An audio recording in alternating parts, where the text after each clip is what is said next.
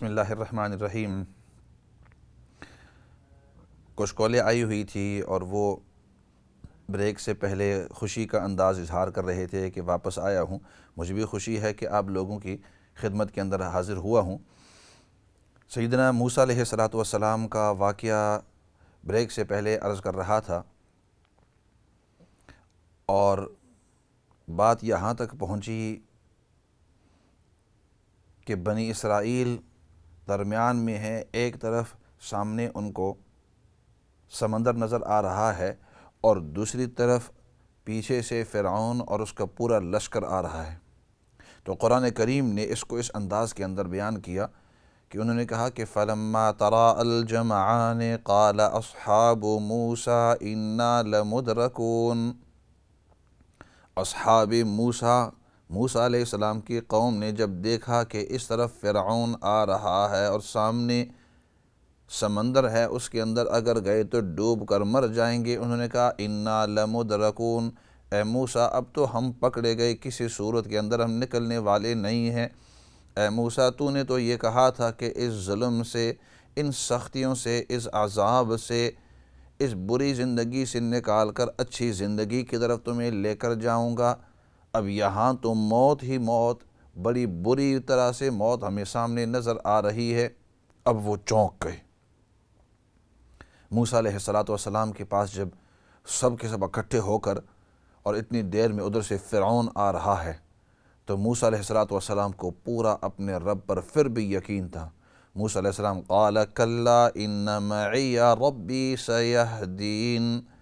موسیٰ علیہ السلام نے اعلان کر دیا کہ ہرگز ہو نہیں سکتا کہ تم اس جگہ کے اندر مرو گے، تمہاری اوپر سزا آئے گی، وہ تمہیں قتل کر سکے، وہ تمہیں سزا دے سکے، یہ کبھی نہیں ہوگا۔ ان معی ربی سیہدین، میرا رب میرے ساتھ ہے، وہ کبھی مجھے چھوڑتا نہیں ہے، اور اس صورت کے اندر میرے لیے کوئی نہ کوئی راستہ نکالے گا۔ اس صورت کے اندر بھی موسیٰ علیہ السلام نے ان کو تسلی دلائی، کیونکہ انبیاء علیہ السلام ان کا سب سے مضبوط تعلق ہوتا ہے اللہ کے ساتھ۔ تمام مخلوق میں سب سے مضبوط، سب سے قریبی تعلق وہ انبیاء علیہ السلام کا ہوتا ہے اللہ کے ساتھ، اور ان کا سب سے پکا، سب سے اعلیٰ، سب سے عرفہ ایمان ہوتا ہے۔ اس وقت بھی موسیٰ علیہ السلام اور اس کے قوم جو دیکھ رہے تھے کہ سامنے ادھر بھی موت نظر آ رہی ہے، ادھر بھی فرعون، لیکن اس کے باوجود موسیٰ علیہ السلام کو اللہ پر یقین تھا کہ اللہ نے مجھے حکم دیا ہے کہ یہاں تک لانے کا۔ اس حالت کے اندر بھی اگرچہ ہماری آنکھیں کہتی ہیں کہ یہاں سے کوئی چھٹکارا نہیں، ہمارا ذہن یہ کہتا ہے کہ یہاں سے کوئی چھٹکارا نہیں، تجربہ کہتا ہے کہ اس صورت کے اندر کوئی چھٹکارا نہیں، تو دنیاوی تجربہ بھی ہمیں یہ کہتا ہے کہ اگر سب پانی کے اندر کود گئے مر جائیں گے، یہاں کھڑے رہے فرعون ذبح کر دے گا، فرعون اور اس کا لشکر۔ ذہن بھی یہ کہہ رہا ہے، سوچ بھی کہہ رہی ہے، تجربہ بھی یہ کہہ رہا ہے، اور آنکھوں سے بھی یہ نظر آ رہا ہے، لیکن اللہ کی ذات پر یقین ہے۔ موسیٰ علیہ السلام نے فرمایا کلا، کلا عربی کا ایک بڑا سخت لفظ ہے کہ ہو ہی نہیں سکتا، ہرگز نہیں، ہرگز نہیں، وہ ہمیں کوئی نقصان نہیں پہنچا سکتے، میرا رب میرے ساتھ ہے، اور میرا رب وہ ہماری حفاظت کرے گا۔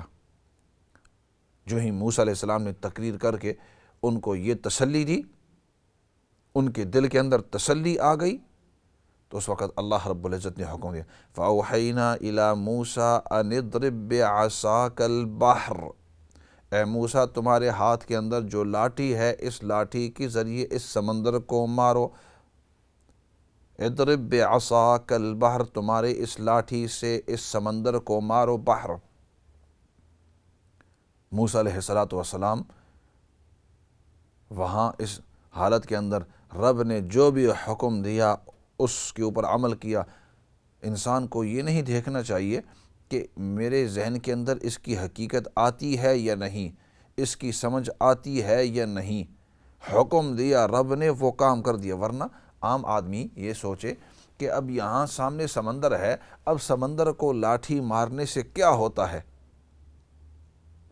فَانْفَلَقَ، قرآن کریم نے نقشہ کھینچا ہے، فَانْفَلَقَ فَكَانَ كُلُّ فِرْقٍ كَالطَّوْدِ الْعَظِيمِ۔ فرمایا جو ہی موسیٰ علیہ السلام نے سمندر کے اوپر اپنی لاٹھی ماری تو سمندر فنفلق، جس طرح چیراٹ ہوتی ہے، چیرتا ہے انسان کپڑا، فلق کہتے ہیں پھاڑ دینا، تو ایسا جس طرح آپ دکان کے اندر جاتے ہیں، کپڑے کو تھوڑی سی کینچی اس طرح مار کر پھر جو دکان والا اس طرح کپڑے کو چیر دیتے ہیں، تو جو ہی موسیٰ علیہ السلام نے اس طرح لاٹھی ماری، سمندر چیر گیا اس طرح، اور فرمایا فنفلق فکان کل فرق کالطود العظیم، ہر جو حصہ تھا وہ ایک بڑے پہاڑ کی طرح اوپر اس طرح کھڑا ہو گیا، کالطود العظیم، طود کہتے ہیں بڑے پہاڑ کو، بڑے پہاڑ کی طرح اس طرح اوپر کھڑا ہو گیا۔ اور روایت میں آتا ہے کہ وہاں سمندر کے 12 راستے بن گئے، اور وہ جتنا بھی پانی تھا وہ تمام کا تمام اس طرح چٹ ہو کر، الگ ہو کر، پھٹ کر، جو اس طرح کا تھا وہ اس طرح کھڑا ہو گیا، اور جو اس طرح کا تھا وہ اس طرح کھڑا ہو گیا، اور 12 راستے بنی اسرائیل، کیونکہ 12 خاندان تھے تاکہ ہر خاندان ایک راستے سے، اور مفسرین لکھتے ہیں کہ، اور کتابوں میں لکھا ہے کہ وہ راستے جو بنائے گئے وہ بالکل بالکل ایسے صاف اور ایسے ڈرائی، ایسے سوکھے کہ اس کے اوپر جو جانور تھے، انسان تھے، ایسے چل رہے تھے کہ یہاں سے گویا کبھی پانی گزرا ہی نہیں۔ مفسرین لکھتے ہیں وہ اس لیے کہ اگر آپ دیکھیں تو سمندر کا پانی ویسے اگر آدمی تھوڑی دیر کے لیے ہٹا دے، یا پانی ویسے بھی کسی جگہ کھڑا ہو وہ ہٹ جائے، تو زمین جو ہوتی ہے نیچے جو مٹی ہوتی ہے ویسے بھی گیلی ہوتی ہے، اور وہ نرم مٹی ہوتی ہے، اس کے اوپر پاؤں رکھو تو وہ نیچے انسان اندر پاؤں پھنس جاتا ہے۔ اللہ رب العزت نے اسی سیکنڈ کے اندر جو ہی پانی ہٹا، اس نیچے والی زمین کو بالکل سخت کر دیا اور ڈرائی کر دیا، اس کو خشک کر دیا، اور بنی اسرائیل اور جتنے بھی ان کے جانور، جتنے بھی لوگ تھے، سب کے سب اس سے پار ہونا شروع کر دیے۔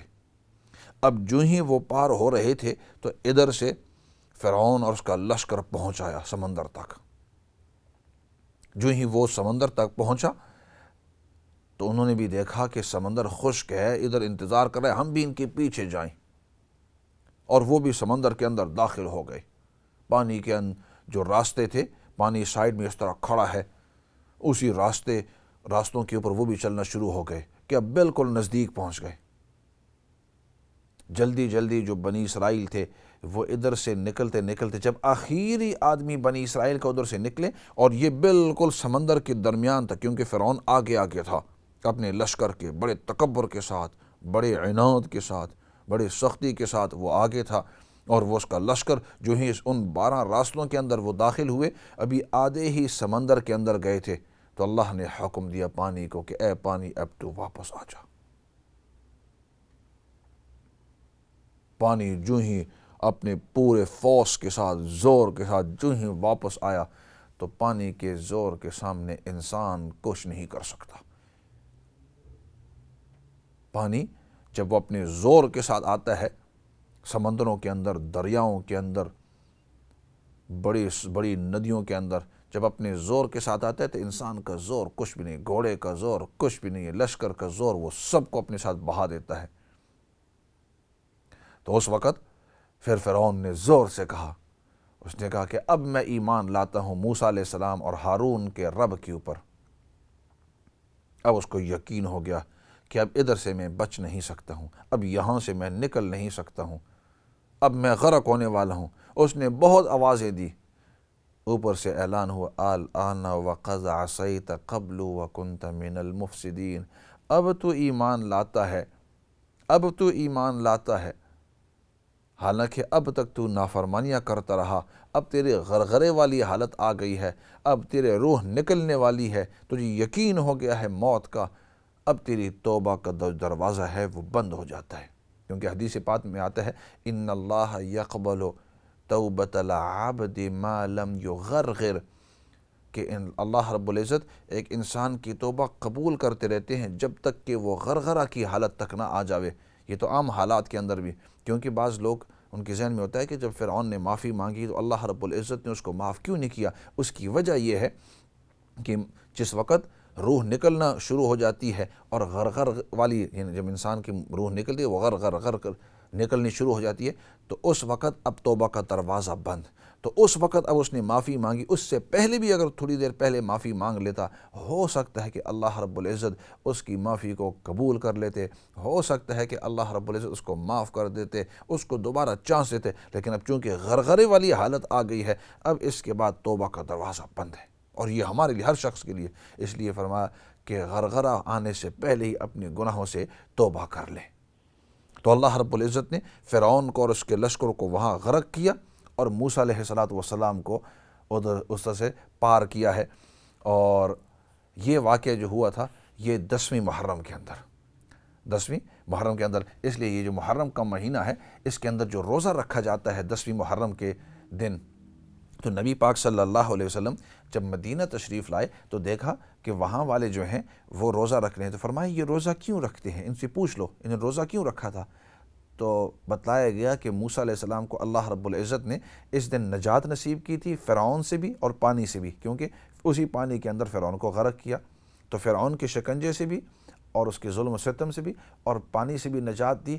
تو اس لیے ہم روزہ رکھتے ہیں. تو نبی پاک صلی اللہ علیہ وسلم نے ارشاد فرمایا کہ اگر نحن احق بموسیٰ منہم, ہم موسیٰ علیہ السلام کے زیادہ قریب ہیں, کیونکہ قرآن کریم کے اندر جو چیزیں تورات, اصل تورات کے اندر آئی ہوئی ہیں وہ تمام کی تمام تورات کے اندر ہیں. ہم قرآن کریم پر عمل کرتے ہیں گویا ہم پوری تورات پر عمل کرتے ہیں. تو اس لیے ہم موسیٰ علیہ السلام کے زیادہ حقدار ہیں. تو ہم اگلے سال 2 روزے رکھیں گے, اگر وہ 1 روزہ رکھتے ہیں تو ہم 2 روزے رکھیں گے. تو اس لیے یہ واقعہ جو تھا اس کا محرم کے ساتھ خاص تعلق تھا. ایسے کرتے ہیں بہت ساری ساتھی وہ انتظار کر رہے ہیں لائنوں کے اوپر, تو ان کی طرف جاتے ہیں. السلام علیکم ورحمۃ اللہ وبرکاتہ. وعلیکم السلام. جی آپ آن دی ایئر ہیں. First of all, I'd like to say Hajj Mubarak. خیر مبارک, جزاک اللہ خیر. I have a question. I have a wazifa you could give me. Basically, you know, I have a son that's 7 years old. All healthy, alhamdulillah. How old is he? 7. Okay, ji. All healthy, alhamdulillah. You know, after that, Allah blessed me with a boy and another boy. But, you know, he spent his 10 days on life support machine, so he was between life and death. And then he passed away. And then after that, Allah blessed me with a boy again. And this time he spent between life and death for 4 months, and then he passed away. And can you give me a wazifa, like for this time around, Allah Pak kuch asani kare. Okay, ٹھیک ہے انشاءاللہ. Keep listening and inshallah I will definitely speak on this inshallah. Okay, thank you. اگلی کال کی طرف جاتے ہیں جی. جی جی. السلام علیکم ورحمۃ اللہ وبرکاتہ. وعلیکم السلام ورحمۃ اللہ وبرکاتہ. جی آپ آن دی ایئر ہیں. جی ہاں جی, میں آپ کو حج بہت مبارک اور بہت خوشی, اور آپ حج کر کے ہمارے لیے بھی دعا کریں. جیسے حضرت موسیٰ علیہ السلام کے لیے اللہ نے 12 دروازے بنا دیے, رستے بنا دیے, ہمارے لیے بنا دے رستے. آمین. اور دروازے کھول دے, بند مدد ہو جائے, اللہ کی پریشانیاں دور ہو جائے. ٹھیک ہے انشاءاللہ, ضرور انشاءاللہ صحت بھی دے اور اللہ رکے ہوئے کام کرا دے. پلیز ضرور دعا کریں, ضرور آپ کی دعا حج کر کے ہمارے لیے بھی قبول ہو جائے. انشاءاللہ ضرور دعا کریں گے انشاءاللہ. موسیٰ علیہ السلام کے لیے اللہ رب العزت نے 12 راستے ان کی 12 قوموں کے لیے, تو یہ کہتے ہیں ہمارے لیے بھی بہت سارے دروازے کھل جائیں. آمین. بند دروازے کھول دے اللہ سارے. آمین آمین. ٹھیک ہے انشاءاللہ ضرور دعا کریں گے, تو آپ کے لیے بھی انشاءاللہ ضرور دعا کریں گے. وعلیکم السلام ورحمۃ اللہ وبرکاتہ. اگلی کال کی طرف جاتے ہیں جی. السلام علیکم ورحمۃ اللہ وبرکاتہ. وعلیکم السلام. جی آپ آن دی ایئر ہیں. ہاں وعلیکم السلام. مولانا سے مبارک آپ کو بہت بہت حج کی. جزاک اللہ خیر. بس ہم بہت خوش ہوئے. میں تو ہر وقت آپ کا پروگرام رات دیکھتی ہوں کہ 7 بجے آپ کا پروگرام دیکھیں, بہت خوشی ہوئی. بس میرے بچوں کے لیے دعا کرنا. میں تو اپنی فرینڈ ہے, اس کو بھی آپ کی ساری تعریف کرتی ہوں. یہ لوگ ڈرامہ دیکھتی ہیں, میں ڈرامہ نہیں دیکھتی. میں آپ کا پروگرام دیکھتی ہوں, پھر اس کے ساتھ میں بات کرتی ہوں. ٹھیک ہے, دعا میں یاد رکھنا. تھوڑی مشکلیں, بچوں کی مشکل آسان ہو جائے. بس ہم بہت خوش ہوتے ہیں آپ کو دیکھ کے. بس تھوڑا سیکھنے کا ہم کو بھی ملتا ہے آپ کے طرف سے. دعا میں یاد رکھنا. جو طلبت ہیں دنیا سے, سب کے لیے مغفرت کی دعا کرنا, میرے لیے بھی کرنا, پوری امت کے لیے نبی کی دعا میں یاد رکھنا انشاءاللہ. ضرور انشاءاللہ. جزاک اللہ, شکریہ آپ کا بہت بہت. اللہ حافظ. اللہ حافظ. السلام علیکم. اور اس آنٹی نے بہت اچھی بات کہی, और वो ये है कि कुछ लोग इस वक्त वो ड्रामे वगैरह देखते हैं, तो आप उनको इनकरेज करो। जैसे इस आंटी ने कहा ना कि मेरे कुछ सहेलियां जो हैं वो ड्रामे देखती हैं, तो मैं उनको कहती हूँ कि उन ड्रामे देखने के बजाय आप ये दीनी जो चैनल है ये सुन लो, ये देखो। हो सकता है कि इससे आपको कोई मसला, कोई दुआ या कोई वजीफ़ा मिल जाए और उस पर आप अमल करते रहें। हो सकता है उसकी वजह से आपकी दीन, दुनिया, आखिरत बन जाए। बाज़ औक़ात इंसान अपनी नमाज़ पढ़ता रहता है या पढ़ती रहती है और किसी मसले की वजह से उसको पता नहीं, उसको वज़ू या उसकी नमाज़ टूट जाती है। ऐसे चैनलों के ऊपर जाकर आप सुनते रहते हैं, आपकी नमाज़ ठीक हो जाए, आपकी दूसरों के साथ ताल्लुकात ठीक हो जाएं, आपके हालात ठीक हो जाएं।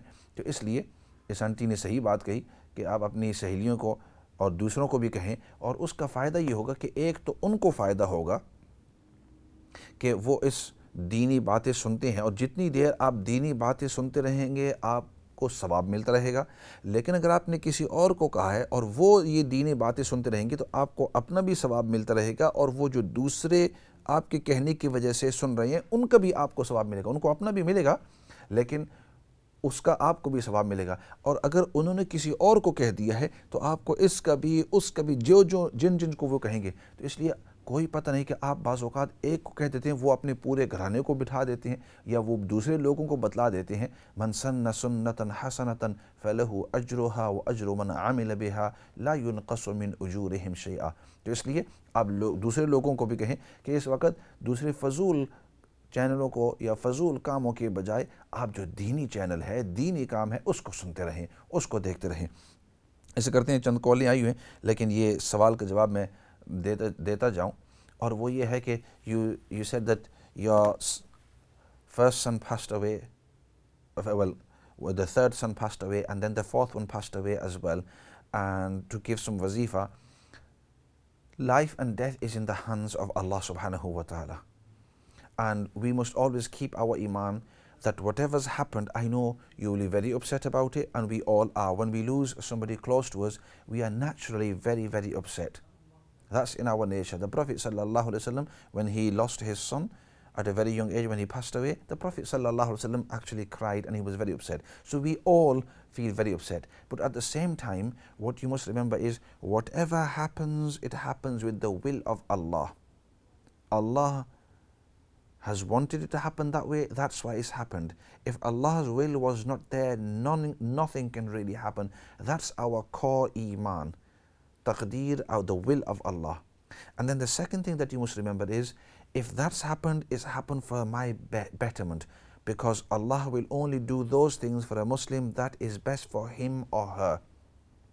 And when we have that mentality that if my child has left me from this world, Allah has made it best for me. Firstly, the first hadith that comes to mind, that on the Day of Judgment, this child will do sifarish on your behalf. Oh Allah, my mother, grant her Jannah. She might have been sinful, she might have made mistakes, she might have done wrong things, but oh Allah, grant her Jannah. So this child of yours, and now that you have two that you've lost, then imagine two of them asking for sifarish on the Day of Judgment on your behalf. That is fantastic. So of course, I'm trying to give you tasalli in that sense. I'm trying to help you to keep your sabr and patience. But on the other hand, just keep making dua. There is no special dua that you recite this and Allah will give them life or take life away. That's what I'm trying to tell you. The best thing is, Ya Allah, whatever is best for me, Ya Allah, grant me those things. So that is the best dua that you can actually make, inshallah.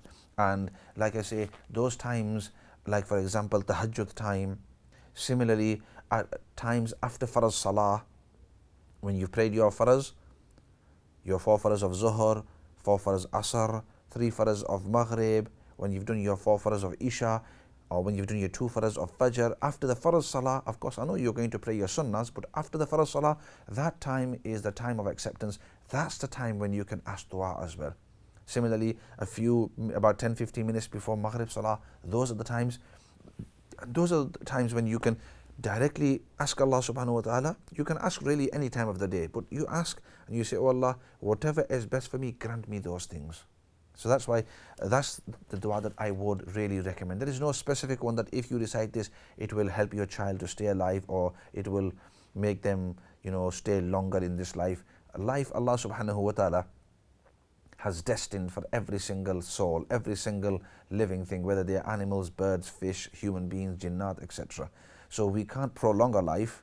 So if it's destined that life is to go, then that life will go, but we can make dua for Allah, to Allah subhanahu wa ta'ala. ایسے کرتے ہیں ایک دوسرا سوال لے لیتے ہیں. السلام علیکم ورحمۃ اللہ وبرکاتہ. ایسا لگتا ہے کہ ان کی کال ڈراپ ہو گئی ہے, تو چلو اور تو باقی کالز نہیں لے سکتے. پروگرام کو اسی پر اختتام کرتا ہوں کہ اللہ رب العزت ہم سب کو دین کی سمجھ نصیب فرماوے.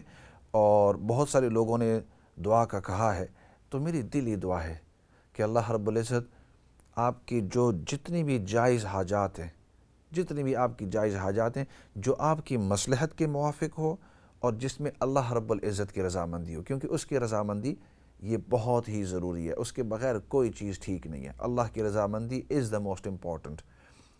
تو اللہ رب العزت آپ کی تمام جائز حاجات جو آپ کی مصلحت کے موافق ہو اور جس میں اللہ رب العزت کی رضامندی ہو, اللہ رب العزت ان تمام کو قبول فرماوے, ان تمام کو قبول فرمائے. جتنے بیمار ہیں اللہ رب العزت ان تمام کو شفا نصیب فرمائے. دعا کر لیتے ہیں. الحمدللہ رب العالمین والصلاة والسلام علی سید الانبیاء والمرسلین محمد وعلی آلہ وصحبہ اجمعین. ربنا ظلمنا انفسنا وان لم تغفر لنا وترحمنا لنكونن من الخاسرین. اللهم ربنا اغفر لنا ولاخواننا الذين سبقونا بالایمان ولا تجعل في قلوبنا غلا للذين آمنوا ربنا انك رؤوف رحیم. یا رب العالمین, تو ہم سب کو دین کی سچی اور صحیح سمجھ نصیب فرما. یا اللہ تو ہم سب کو دین پر استقامت نصیب فرما. پوری زندگی تیری ہی مرضیات کے مطابق اور نبی پاک صلی اللہ علیہ وسلم کی سنتوں کے مطابق ہمیں گزارنے کی توفیق نصیب فرما. یا اللہ جتنے بھی بیمار ہیں, چاہے روحانی بیمار ہو, جسمانی بیمار ہو, یا اللہ سب بیماروں کو شفا نصیب فرما. یا اللہ ہماری دل کی کدورتیں ان کو دور فرما. تو ہم سب کو آپس میں اتفاق اور اتحاد نصیب فرما. یا اللہ تکبر سے, یا اللہ حسد سے, بغض سے, کینہ, چوری, چغلی, جتنی بھی برائیاں ہیں, یا اللہ ان سب سے ہم سب کی حفاظت فرما. اور جو نبی پاک صلی اللہ علیہ وسلم والے بہترین اخلاق ہیں, یا اللہ وہ ہمیں نصیب فرما. یا اللہ نبی پاک صلی اللہ علیہ وسلم کے اخلاق حمیدہ تو ہم سب کو نصیب فرما. یا اللہ ہماری جو نسلیں ہیں, یا اللہ ان کو بھی دین پر استقامت نصیب فرما. یا اللہ شیطان کے حملوں سے, اس کے مکر و فریب سے, اس کی دغ و دجل سے تو ہم سب کی حفاظت فرما, ہماری نسلوں کی حفاظت فرما. یا اللہ جتنے بھی مرحومین اس دنیا سے جا چکے ہیں, یا اللہ ان تمام کی بخشش اور مغفرت فرما. موت کے بعد جتنے بھی مراحل ہیں ان کے لیے بھی, ہمارے لیے, تمام لوگوں کے لیے وہ آسان فرما. یا اللہ قبر کا مرحلہ سب کے لیے آسان فرما.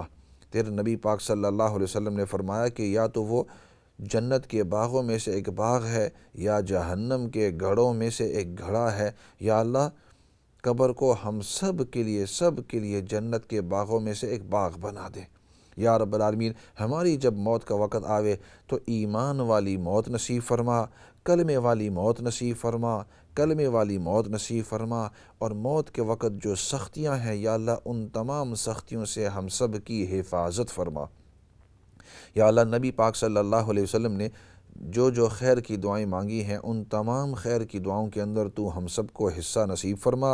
اور نبی پاک صلی اللہ علیہ وسلم نے جن چیزوں سے حفاظت اور پناہ مانگی ہے, یا اللہ ان تمام چیزوں سے حفاظت اور پناہ تو ہم سب کو نصیب فرما. یا اللہ سب سے بڑی بات وہ تیری رضامندی ہے. یا اللہ دنیا اور آخرت کے اندر تو ہم سب کو اپنی رضامندی نصیب فرما. یا اللہ جن لوگوں نے دعا کا کہا ہے یا لکھا ہے یا ان کو توقع ہے, ان کی جائز حاجات جو ان کی مصلحت کے موافق ہو اور جس میں تیری رضامندی ہو, یا اللہ ان کو قبول فرما. اور یا اللہ جن لوگوں نے محبت کا اظہار کیا ہے, پیار کا اظہار کیا ہے, یا اللہ ان کو جزائے خیر نصیب فرما. اور ہم سب کو یا اللہ اخلاص کے ساتھ دین کی خدمت کرنے کی توفیق نصیب فرما. سبحان ربک رب العزت عما یصفون وسلام علی المرسلین والحمد للہ رب العالمین برحمتک یا ارحم الراحمین.